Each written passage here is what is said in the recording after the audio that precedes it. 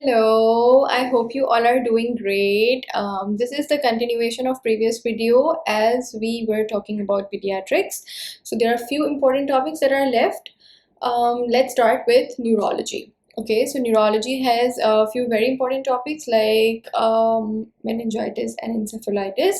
The chapter in John Murdoch named as Emergencies in Children or Childhood that has this topic, and you should also know about meningococcemia, the rash and the management, and RCH has good guideline for it as well. So you should be doing meningitis from RCH and John Murdoch both, as they ask a lot of questions from there, and what investigations should be done, like when to do blood culture, when to send a lumbar puncture, what medications to give. So give it a read from both of the guidelines like John Murdoch and RCH.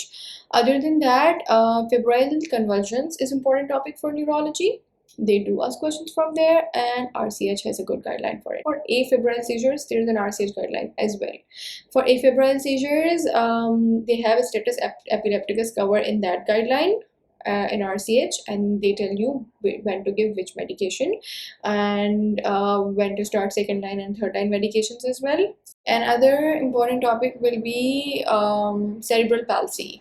Okay, so there's a chapter with behavioral and developmental problems in the pediatric portion in John Murdoch. That chapter has few important things to read, I would say. I've seen questions coming from there, like we already talked in psychiatry module that ADHD, ASD you're gonna do, autism spectrum and attention deficit hyperactivity disorder. They have written a little bit about it in these chapters. Also, Tourette disorder or tic disorder, they do ask questions from there.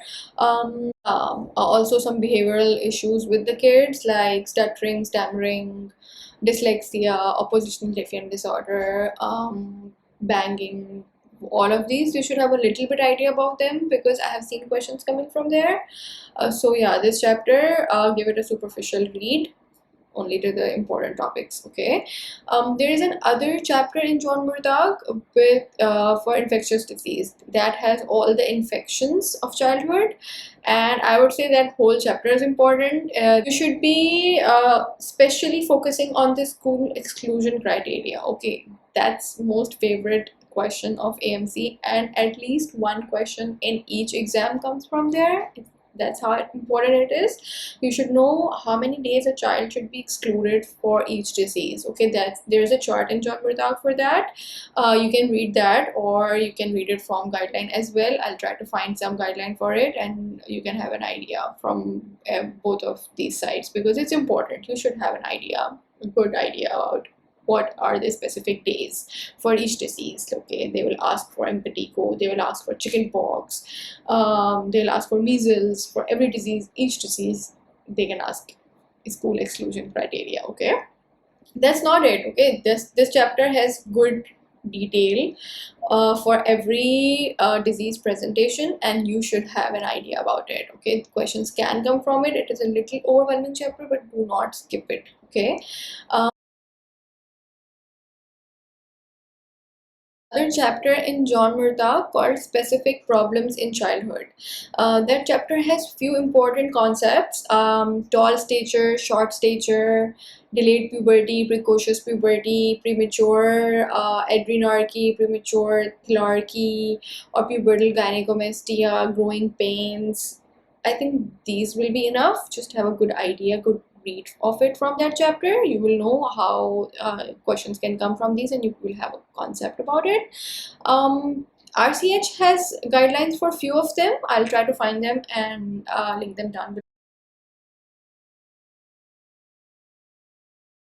below. There's another chapter called surgical problems in childhood. That chapter has a chart which will show you what surgeries should be done at what age. Okay, for cleft lip or palate, what age surgery can be done. For hypospadias, what age you can perform a surgery. So this chart is important. You should know when to perform what surgery in kids. Also, you can have a read of plagocephaly or cleft lip and cleft palate.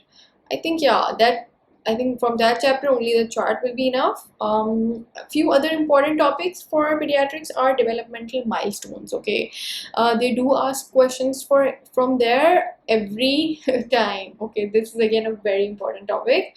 You can read developmental milestones from Kaplan. I did it from there. There's a little bit difference in Australian guidelines and Kaplan, and I'm not sure which they like are following, or do they even ask questions from the differences or just the basic ones. I would say give it a read to the Kaplan, and I'll try to find an Australian guideline for it too. But if you will do from two places, you will get a little bit confused. So focus on one. Okay, whatever you choose, just do it from there. You can give it a read for genetic diseases. Okay, Down syndrome, Edwards syndrome, Patau syndrome, also Prader-Willi, spinal muscular dystrophy. These are important. They are present in Kaplan. You can give it a read from there. For spinal muscular atrophy, I'll try to find a guideline for it as well, because that's one of their favorite topics. They can ask questions from there.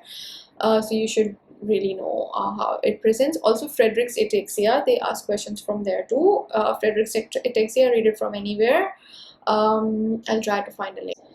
I think that is it about pediatrics. Doing this much will be good enough. If I think of any other topics, I'll try to put them here in the list. And best of luck for your pediatrics preparation. I hope it was helpful. See you in the next video. Bye bye.